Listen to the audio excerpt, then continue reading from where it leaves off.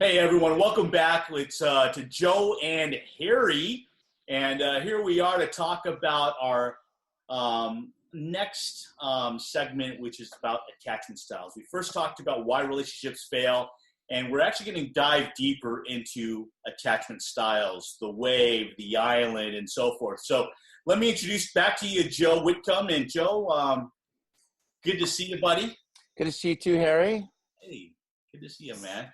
All right, so Joe, shall we go into this? Let's talk about attachment styles, kind of where we left off as to why relationships fail and understanding our partners. And as you said before, really understanding ourselves. This is the way we really get to have a great relationship. I think we got to focus on ourselves first, as you first said on the last segment. That's right. And I think, and by the way, Harry, it's Love Month. So it's February, and we got Valentine's Day coming up. In just 2 days. Wow. On the 14th, everyone knows that. So make sure you guys are planning some really great quality time with your love and all that. But we're going to be doing a bunch of series because going forward, because one of the things that we talk a lot about, Harry, and what a lot of people do talk a lot about is love and sex. Gets a lot of press because that's sexy. But the one thing that doesn't get a lot of talk about is attachment stuff. And because we confuse our chemistry and all these things that we consider, because we get attracted to people's outsides, the way they look, what they drive, their car, their money, their body type, their style.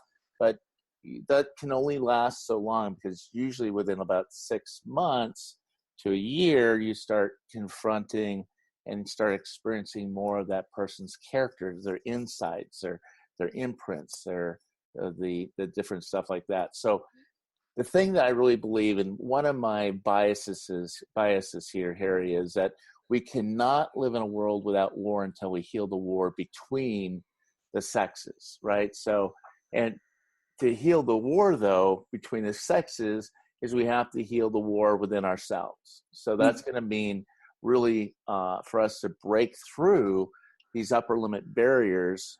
One of the quotes that you love and I love by Rumi is, our task is not to find love, our task is to find all the barriers we set against love. And people are going to hear me probably saying that quote over and over and over again. Because great quote. You should just keep rolling with it all the time. Well, that's right. And I'm a bit of a contrarian, too. I'm out of the box and in the heart type of thinker type person here, Harry, because when I'm working with people, I want to know what are the barriers that are stopping people that are set up, right? Because we get confronted maybe with someone's wounding, but we don't see the wound. We only see the defense, and we also see the kind of the strategies and the coping mechanisms that go with the wound, right? So to help us understand what the wound is, and my belief, Harry, is one of my deepest beliefs is that we're all broken or wounded in relationship, and because of the wounding happened in relationship, right? The only way to heal is through the relationship. So relationship is the vehicle to our transformation, our healing. And so when you say that, when you say wounded through relationship, are you talking about familial relationships or just relationships with the couples or what have you? From birth to the grave, all of our relationships, Harry, could be the day we're born, certain imprints that happen all the way through. Of course, our formative years to up to 7 years old, all those imprints, and of course, all of our intimate relationships or losses that we've had growing up. Because right now we're approaching a period of time, Harry, when relationships are ready to go through a major redesign, and the current paradigm that we're using about love and sex and attachment relationship isn't working. And people are more unsatisfied in love. People don't know how to make a relationship work.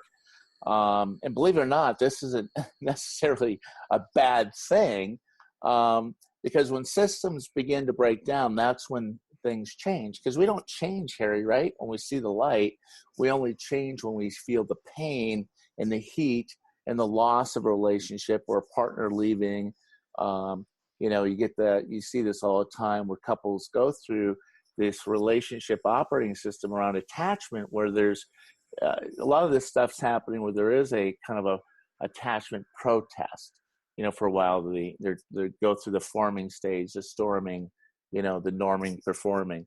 But it's in that forming and storming stage that we talked about in attachment, where things can really either go really well for you if you can work through and navigate through some of these challenges early on, because the couples that really dive deep into this stuff can really change a lot of stuff that's happening. Because I believe that's what's happened in the area of intimate partnerships, because the breakdown is forcing us, Harry, to move towards more conscious love, more making it more awake or aware, or does that make sense? That absolutely makes sense. And I think a lot of people, when they go into relationships, they don't think about their years of being a child, of how that actually impacts their current relationships. Yeah, that's right.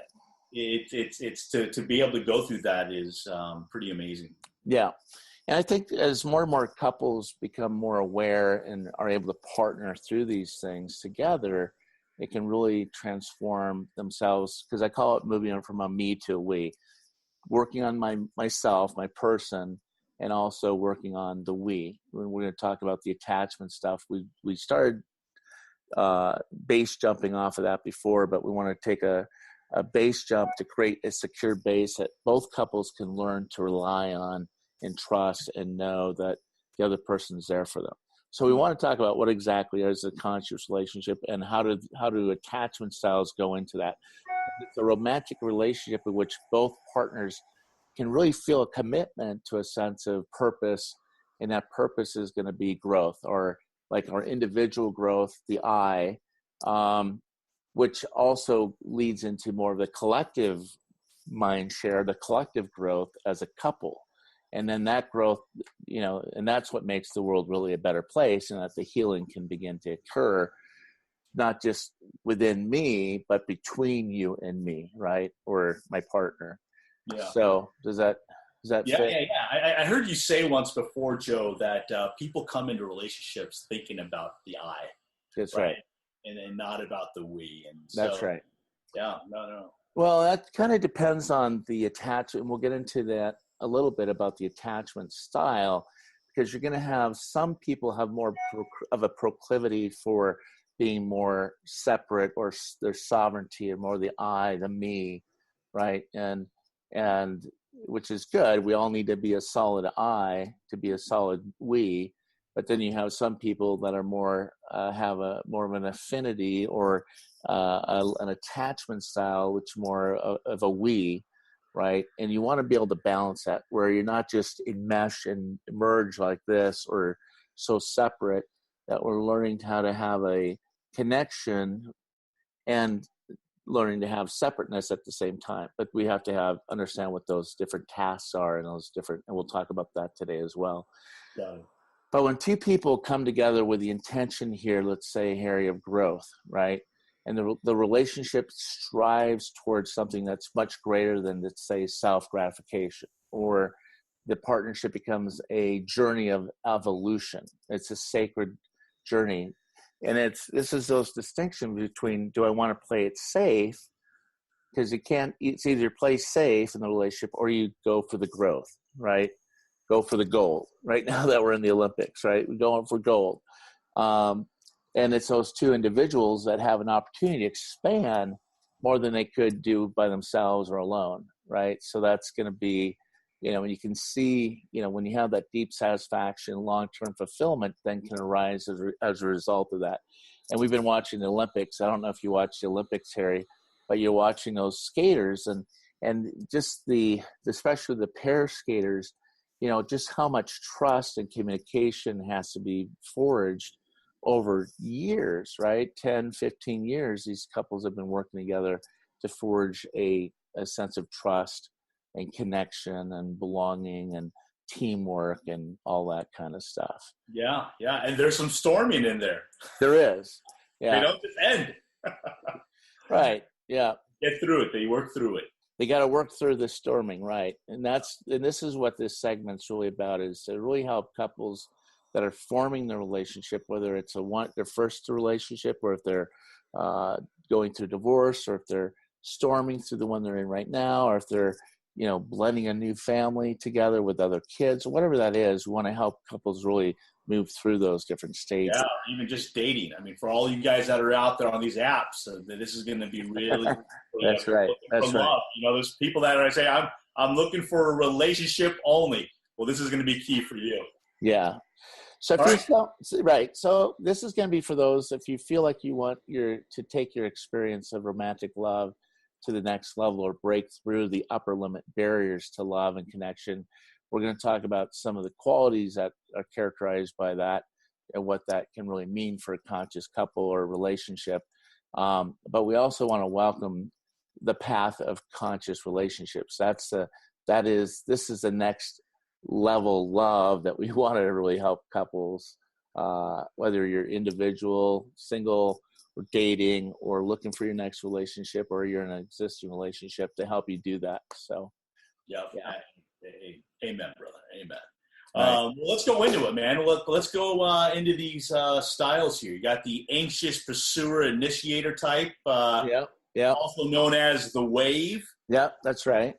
Well, here's the crazy thing about attachments. When we start getting into attachment style type stuff, Harry, these attachment styles can literally change how love and intimacy can feel to you, right? So when you're insecurely attached, normal love and connection with your partner can actually feel sometimes painful, right? And even these unhealthy patterns that will ultimately ruin your relationship can feel sometimes soothing. So it's like having cross wires between your heart and your brain. And so we get into these different attachment styles. So like we're launching here we're going to take a deep dive now into talking about the first one, like you said, is the wave. And that's it's an anxious style of relating. And we're going to get into how some of those imprints are forged or formed early on. But usually, just to kind of give you a little descriptor, okay? Now, I'm a self-proclaimed wave here. I'm kind of more of the anxious, preoccupied initiator in relationship typically. I think I'm the same. Yeah. And usually you see, so this is someone who's insecurely attached and who subconsciously a lot of times fears abandonment, right? So they might think that love is maybe threatened when their partner's just really expressing really normal and healthy autonomy, or a sense of separateness. For example, wanting to spend a weekend apart, or having different interests, or wanting to sleep without touching on a hot night, or just not being in a mood from time to time. All of those types of things can really trigger a wave or an anxious pursuer into attachment, what we call attachment protest, right? And that attachment protest is really a protest for connection, right, Harry? And that can look like a lot of different things, like blowing up the cell phone with my texts all night, trying to,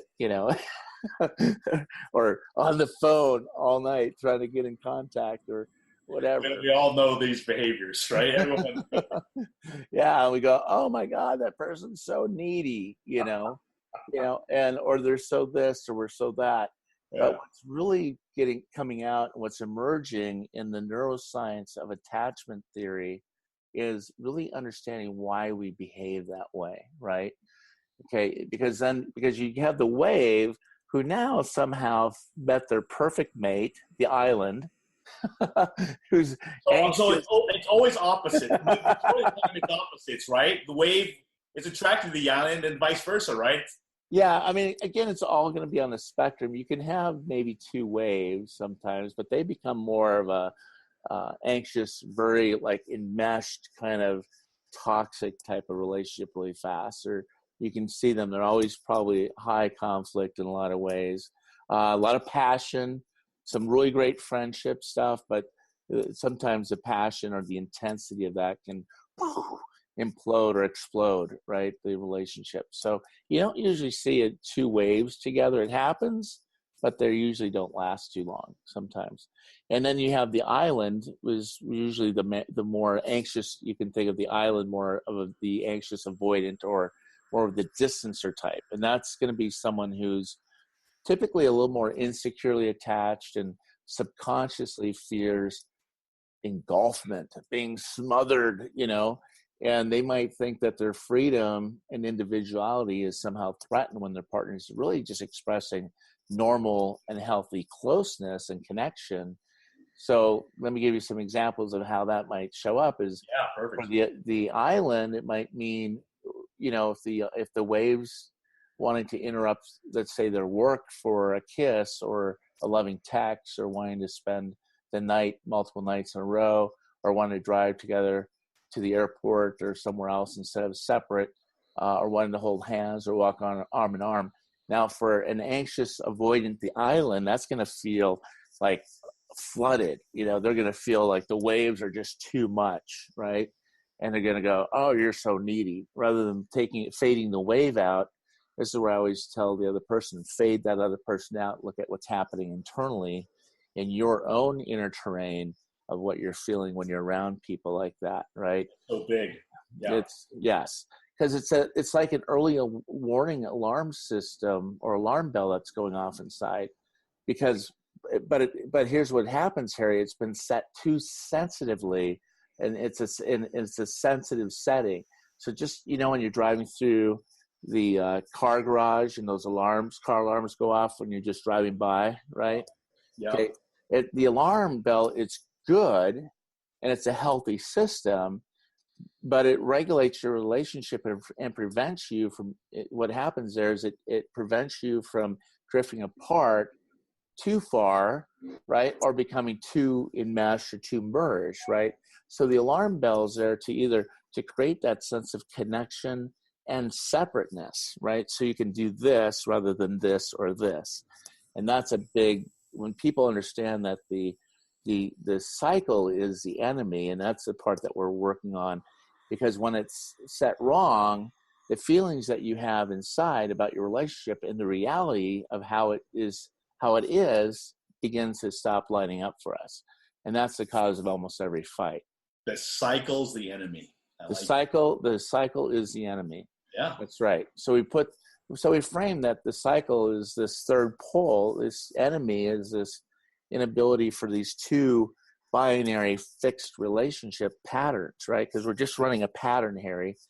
The wave's running their pattern, the island's running their pattern, and these two patterns collide and they conflict, right? So instead of running these fixed binary poles, it's defining that third pole, right? We'll talk about that later in our 10 pillars segment, but how do we get into, and this is also something we talk about in our seminars that we got coming up, right, Harry, and our 1 day, 2 day, 3 day intensives, is how to give each of those attachment styles their own curriculum to work on. So they fade the other person out. And so the islands, their task might be to lean more into that third pole, where maybe the waves task in their curriculum is to lean out a little bit more, right?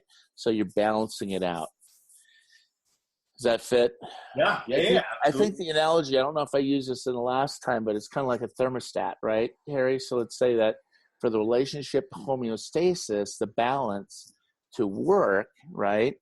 So let's say it's got to be set at 70 degrees, 70, right?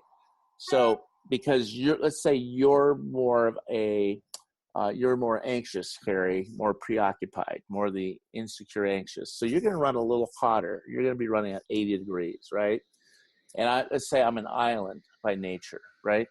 So I'm going to be running a little cooler. Let's say it's 60 degrees. Now, intuitively, what would someone like a wave think they need to do to get it to 70 degrees? They need to probably go hotter, right? Yeah, go hotter. Yeah. Yeah, bigger. Go bigger. Yeah. Got to go bigger. Joe, I miss you. I love you, buddy. Come back to me. Come back. I really love you. I really miss you. You mean the world to me. Flood, flood, flood, flood, flood, flood, flood, flood, flood. And then a tsunami. Tsunami, right? A tsunami, right? Because the fear, and this is no joking matter actually, because the fear for the anxious wave is their fear is it's awesome when the waves are crashing and they can feel the connection. but when the waves are ebbing out and going out, the terror that they can feel. And so what happens when we start talking about the attachment system happening, this is what normally happens, right? So you get to that. So now the island thinks, well, for this relationship to be saved, I have to go colder to 60 degrees to keep it at 7, or to 50 degrees to keep it at 70. Right.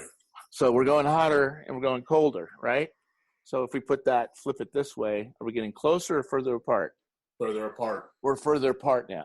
We're more distant. We're actually not. What we think is actually going to help save the relationship is actually doing the opposite. Isn't that insane? Yes, that's right. It's Because totally. you think you're doing the right thing, and you're doing the wrong thing. That's right. And that's because and any time a couple is in conflict, there's this aspect of reality that both people are a bit out of touch with. And you can see why they're out of touch with it, because that fact that you can completely see your partner going over there and is out of touch. They're going down and setting it down to 650 degrees. You're going, see, they're going cold. They're ignoring me. They're distancing from me. They're shut down. They're emotionally unavailable. They're such a narcissist. They don't care. I knew it. I knew it, right? Yeah. And then the other person's going bigger, right? And now the island's going, and their hands are, see, they're just crazy. They're so demanding, controlling. They want everything. They're manipulating me. All that story that goes on.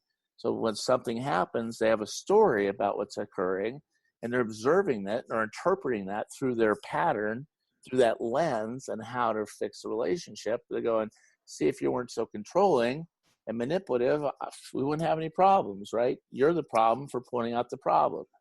Now we got another problem, right? So the fact is that when we can see exactly where your partner is out of touch, it's harder for us to believe that we're also out of touch as well. And so then we fight about, well, you're just going cold. You're going to 50. Well, you're just going to 90. Well, you're doing You're this. out of touch, you're doing and it's that. harder to see yourself as out of touch. That's right. Right. So Big stuff. yeah, this is where we're going to keep talking about this stuff, Harry.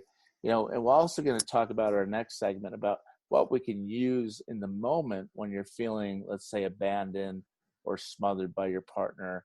This is one of the things that we talk about in our future webinars, but also for those who want to have more accessibility and connection and more of an intimate, setting, we bring you into our therapy sessions, or bring you into one-on-one with another therapist and myself for 1, 2, 3 days, or we have you in with a group of people, depending on where you are at, your level of comfort and your budget, what you want to invest here for your relationship. But we're going to take you on this deep dive, because what we want to help you do is help you reset your alarm bell for you and allow you to come back to reality and see what's really going on by fading the other person out, their patterns, and looking at our own patterns of what's really going on. It's from that place then that we can begin to make adult requests about what we want, and really having a more loving response instead of escalating this pattern of fear and mistrust and confusion and frustration, anger, and that vicious cycle of complain, defend, that whole thing that we get caught up in all the time. So we want to break that pattern altogether. Yeah, I love what you said. Something before about patterns are fixed and yeah. Well, what I always say is that, because when we get stuck, Harry, in these gridlocks, because problems, when people say we're having marital problems, well, problems have a way of finding solutions, right? So if there's a problem, typically you're going to find a solution, right? So then if it's a problem that doesn't find resolution or any type of solution, then flip that and don't call it a problem anymore, calling it a pattern, because patterns are a fixed way of being. So when we can go, okay, we're confronting now a pattern. Now a pattern isn't just your way, it's your way and it's my way, and it's become our way, and that becomes the pattern, right?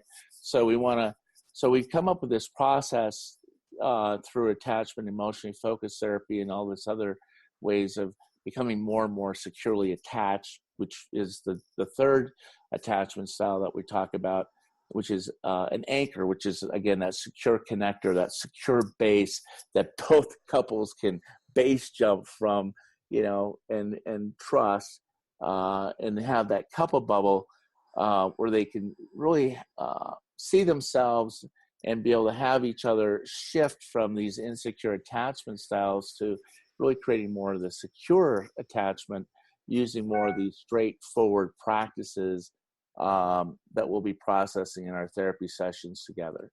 So does that fit? Yep, that absolutely fits. Well, that's all we have for today to kind of keep things within but we're going to keep going on into this next time, Harry, just talking about more of the pursuit and distancing, the intimacy versus needing space. I think this can be really helpful for couples when they begin to really identify the pattern and look at this stuff from 30,000 feet and get eyes on it from another level and have different perspective, and to do the reality testing and perspective checking for those transformations to have. And because the real miracle, Harry, is always going to be in our shift in our perceptions and how we see ourselves and how we see our partner. Got it. So the lenses, right? Changing the lens, right? Shifting the lens. Yeah. And how we're seeing ourselves, our partner, and because my bias is, if these couples are really going to work, they have to have a set of shared context and language and tools and purpose for the relationship to thrive. Yeah, you just got to see past the pattern. I mean, that's the key.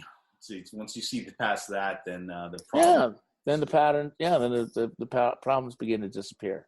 Yeah. And dissolve, right? And that's hard to believe until you kind of get in here and we start having a number of corrective emotional experiences where you're experiencing your partner and yourself differently over time. Yeah, it's like the first segment you said, the honeymoon phase, right? Yeah. A year and a half to 2 years, and then you go to your storming stage, and then you want to go to that norming stage, and it's like you said, man, that pumping that water, you want to get past that murky water to get to that's right. And that's right. No, so it's great stuff. I think we just all need to figure out how we get past the patterns and get to the solutions. But it's great stuff, you guys. If you like this content, please, there's information below where you can contribute. If you like whatever it's worth to you. We want to keep putting out some great stuff. I don't want to keep talking about this stuff because the main goal for us, I know for Joe, is just to put out great content. He's all about the relationship. That's where his bias is. It's not about, the binary. It's about the we. So if you have anything any questions that you guys have, please feel free to submit them. We're always looking at that stuff and answering questions. My email's below, and we will see you soon. But Joe, thank you so much for your time, as always. You're welcome. Happy Valentine's Day. Happy Valentine's Day. All right, buddy. We'll talk with you soon. All right. Big love. All right, man. Bye-bye. Bye-bye.